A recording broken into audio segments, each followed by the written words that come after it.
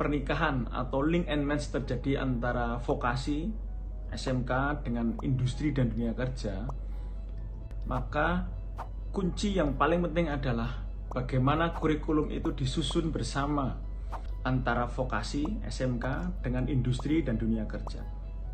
Ini menjadi kunci penting yang akan menentukan bagaimana kompetensi lulusan itu dihasilkan yang sesuai dengan kebutuhan real industri dan dunia kerja.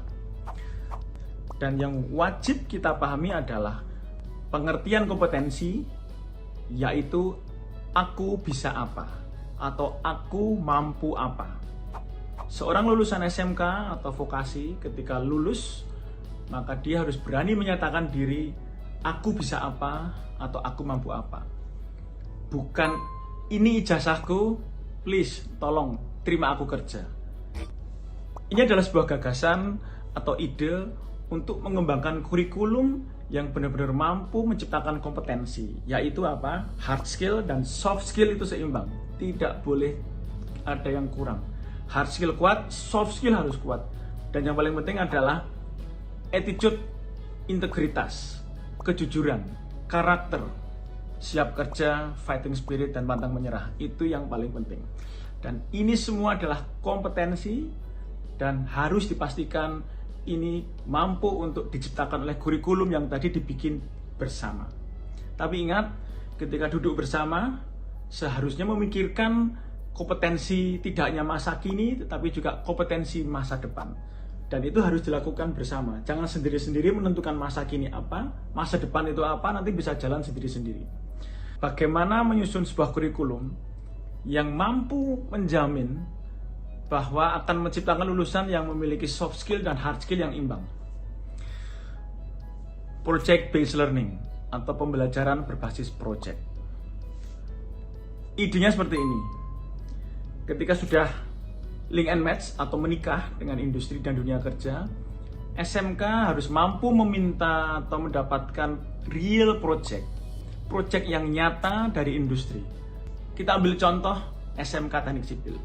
Industri akan memberikan project real, misalnya mendesain atau membuat gambar kerja, gambar teknik bangunan 1 lantai atau 2 lantai yang memang real itu sedang akan dikerjakan oleh industri itu, mungkin developer. SMK mendapatkan project itu dari industri, masuk ke dalam kelas. Di dalam kelas, siswa akan dibagi dalam beberapa kelompok, misalnya 5-10 orang per kelompok, tergantung beban projectnya. Nah, di dalam kelompok itu, anak-anak atau siswa SMK akan mengerjakan dan menyelesaikan challenge, real challenge dari industri, project itu tadi, dan dengan target harus bisa diterima kembali oleh industri itu tadi. Jadi industri harus merasa puas ketika menerima hasil pekerjaan dari adik-adik SMK yang bekerja dalam tim. Nah, di dalam tim itu ketika mereka bekerja, mereka akan berdiskusi, mereka akan berdebat, mereka akan bingung bersama, dan bagaimana mereka keluar dari kebingungan, dari permasalahan. Mereka tanya siapa, apakah ke Google atau ke guru atau mungkin ke beberapa ahli, atau mungkin mereka harus bertanya ke industri. Sehingga ada aspek kerjasama, teamwork, communication skill, skills presentasi, dan sebagainya. Dalam hal ini, tentunya guru akan memainkan peran yang lebih bermakna tentunya. Tidak hanya menjadi guru atau to teach, tapi juga menjadi coach. Bisa juga menjadi mentor, atau bisa juga menjadi teman atau mungkin orang tua. Ketika mereka berinteraksi menjadi fasilitator di dalam project based learning ini.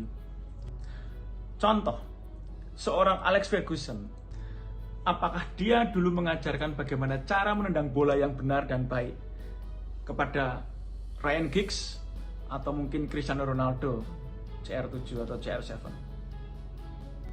Tidak. Yang dia lakukan sebagai coach adalah menggali minat dan bakat siswanya, Ryan Giggs, yang mulai dari muda, belum siapa-siapa, sehingga dia bisa menjadi pembelajar mandiri sepanjang hayat, yang mencintai bidang ilmunya, yang mencintai masa depannya, dan memiliki visi dia akan bisa apa dengan kompetensi yang ketika dia latih terus secara mandiri sepanjang hayat di masa depan. Itu seorang coach. Nah, disinilah guru akan memainkan peran yang lebih bermakna. Dia bisa mengamati bagaimana perilaku siswa itu ketika melakukan teamwork, bekerja sama, bagaimana keaktifannya, bagaimana emosional dinamika emosionalnya ketika harus berinteraksi dengan real challenge dari industri. Nah, itu semua akan ditangkap oleh guru-guru itu masuk ke dalam raport. Guru sebagai fasilitator. Guru-guru sebagai fasilitator, mereka mengamati, ketika mereka mengamati murid-muridnya itu bekerja dalam tim.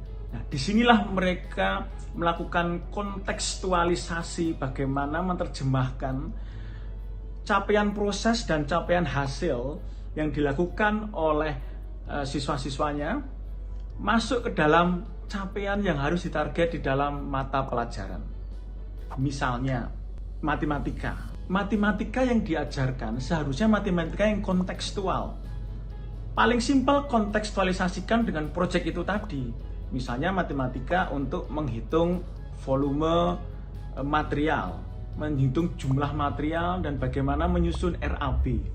Apakah material itu ada di toko atau harus diproduksi sendiri? Nah, itu semua mungkin bisa diterjemahkan dalam kontekstualisasi mata pelajaran matematika.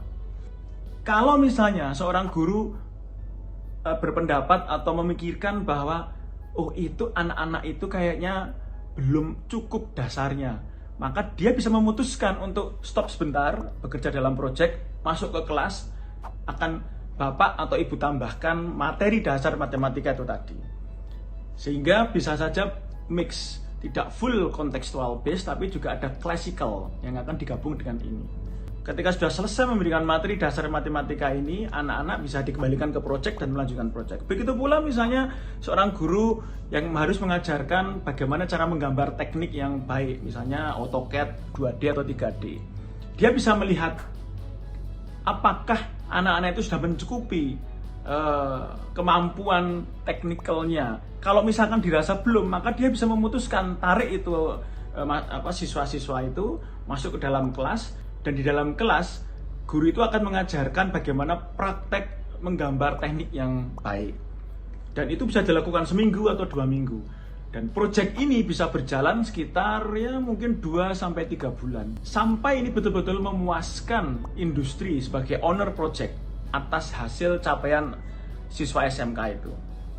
Nah, ketika industri bisa menerima hasil itu, misalnya gambar teknik, gambar bangunan lengkap 2D, 3D beserta RAB-nya yang dilakukan oleh adik-adik siswa SMK, industri atau mitra itu harus memberikan sertifikat yang nanti akan menjadi bagian dari portofolio adik-adik SMK ketika lulus.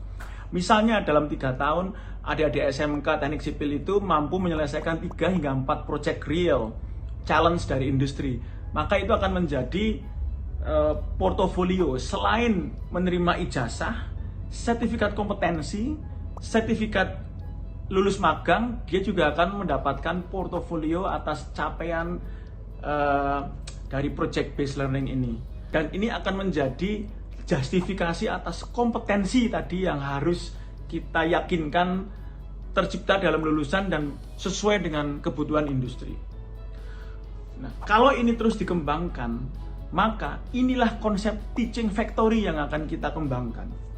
Teaching factory itu bukan berarti terus kemudian cukup hanya membangun pabrik di dalam SMK, tidak. Tapi yang lebih penting adalah membawa mindset, membawa skill, membawa attitude atau profesionalitas dari dunia kerja masuk ke dalam kampus dan harus ditanamkan dulu kepada orang-orang atau SDM di dalamnya.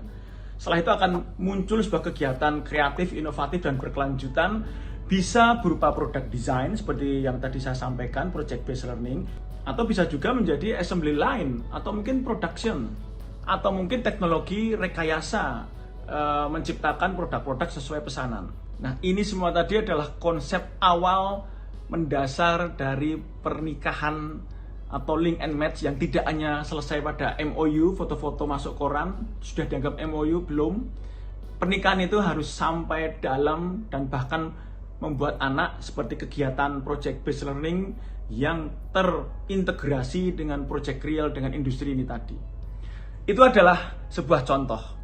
Mungkin Bapak Ibu atau saudara-saudara semuanya bisa mengembangkan contoh atau mungkin practical case yang mungkin lebih komprehensif, lebih mengena, lebih akurat, dan mungkin juga jauh lebih applicable. Dan saya yakin guru-guru kita pasti bisa dengan kurikulum baru yang nanti akan kita kembangkan ini.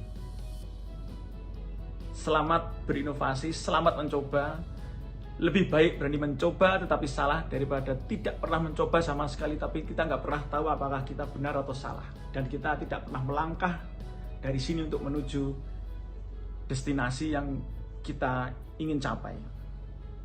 SMK bisa, SMK hebat, itu karena lulusan SMK unggul dan kompeten dan akan menjadi pilar kehebatan Indonesia. Dan saya yakin kita bisa.